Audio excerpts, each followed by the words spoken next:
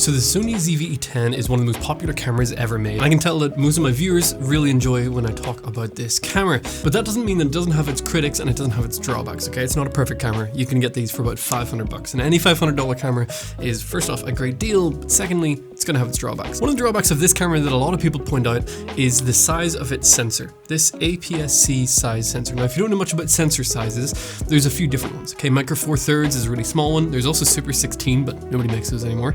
They're super small.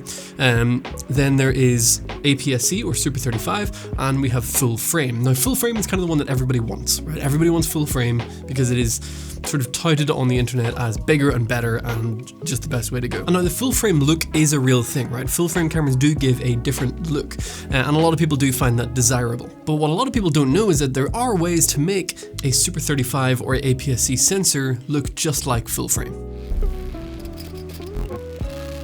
Now, if you don't know much about full frame and APS-C, well, basically a full frame image is going to be a little bit wider. Okay, so APS-C is more zoomed in. It's about 150% zoomed in, 1.5 times. And some people like that wider field of view. Typically, full frame sensors are better in low light, meaning that there's going to be less noise and a better, cleaner image at higher ISOs. And thirdly is you technically get a little bit more background blur. That's a big debate for another time. Technically it's the same, technically it's different, whatever. Now today we're going to talk about a product that can achieve all three of those things by simply mounting it onto the front of your camera. And all you need to be able to do this is to get one simple adapter called a speed booster. Now this is a budget speed booster by a company called Viltrox. This is the EF-E2, the Mark II of this adapter.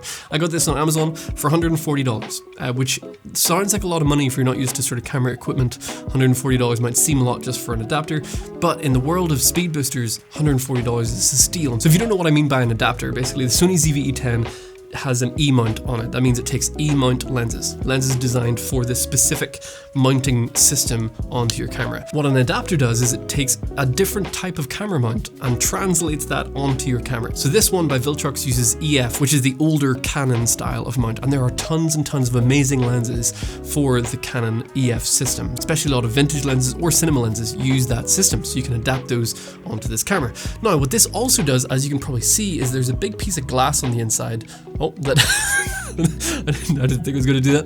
That can bend and shape the light of the image that comes in through the lens and hits the sensor. So this adapter, the speed booster, accomplishes three things. First off, it bends the light and the image that comes into the sensor and gives you a wider field of view. Secondly, it adds light, okay? It makes your image brighter. And thirdly, because of those two qualities, it gives you slightly blurrier background in your images. Now, there's tons and tons of EF mount glass out there that Canon has made, third parties have made, lots of cinema lenses, but also vintage lenses. So this is the Helios 44-2. It is a classic vintage lens. This is a fully manual lens, and we're going to talk about the electronics in this here in a little bit.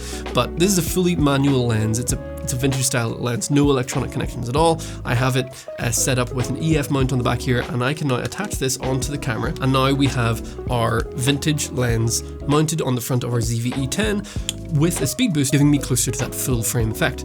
Now, one thing you're going to want to keep in mind is you're going to need to be using full frame lenses, otherwise you're going to get drastic vignetting around the side of the image. But before we get into too many of the technical specs and showing off the difference between no speed booster and a speed booster, this combo is fantastic. I took this out to the local state park and we just filmed a couple of clips of it, so let me show you what those looked like.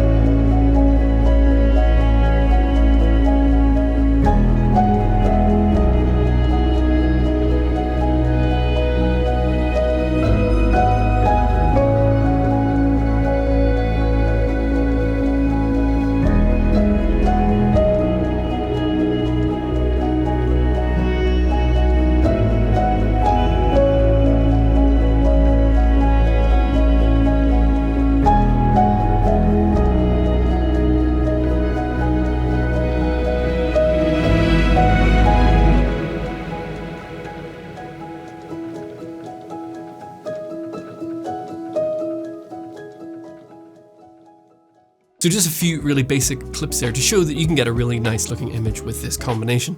I'll overlay a bunch of photos that I've included from our trip to Colorado a while ago, where I used this setup with this camera.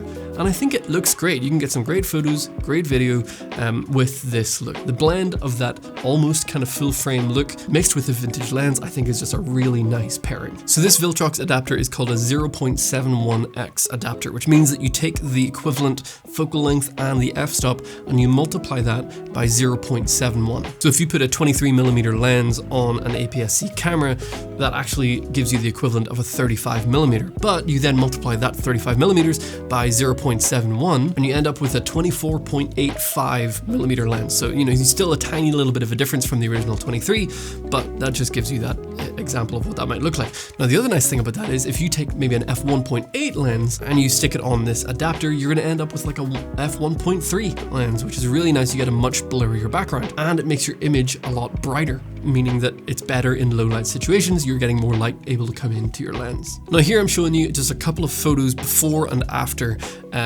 using this adapter. So for this shot, you can see I'm using a dumb adapter. That just means the Helios is set straight onto the camera. There's no speed boosting going on here, and all of my settings are manual, so no settings are about to change. Now I'm going to switch over to the speed booster photo, and you can see immediately that we've got a wider photo and we've got a brighter photo, and if you're paying attention, just a little bit blurrier background. So it's great. I mean, like, you can do a whole lot with this, especially for vintage lenses. This combo, the Helios 44 and this Viltrox speed booster, cost me a total of $200, which I would easily and happily spend on a lens for this camera on its own, just for the lens, never mind the adapter and the lens. So if you have vintage lenses or you like to adapt lenses anyway, you should definitely consider picking up a speed booster, whether you go for the Viltrox or the Metabones or anything like that. Now, another great use case for this adapter is to mitigate any crop that this camera might have. So for example, if you activate the image stabilization on this camera, it does crop in a little bit. But what that means is if you take like a Super 35 Canon lens, like this one, this is a legendary lens.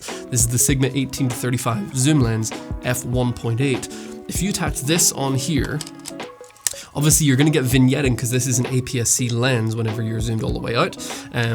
But if I activate the stabilization on this camera, that means that we've now cropped in. But the speed booster crops us back out again, meaning that we're back to a normal APS-C shot with an 18-35, which is now sitting at an f1.3. That's pretty crazy. f1.3 zoom lens, 18-35 on the Sony APS-C system.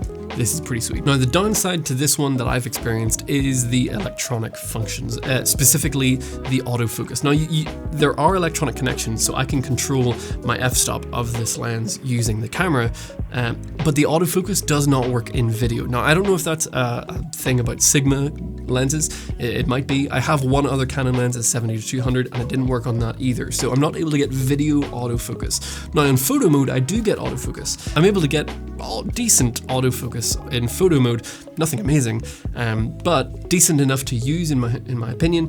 But for video, there is no autofocus, which is why I think it's much better to use with vintage lenses, as those don't have autofocus anyway, so you may as well practice and learn some manual focus. So just to clarify again, I'm able to get autofocus with these lenses in photo mode, not video mode. But oftentimes for video, I prefer shooting manual focus anyway, and also with vintage lenses, it just works really well for me. So there you have it. That's how you could take something like your ZVE10 and give it that full frame look with just one simple product.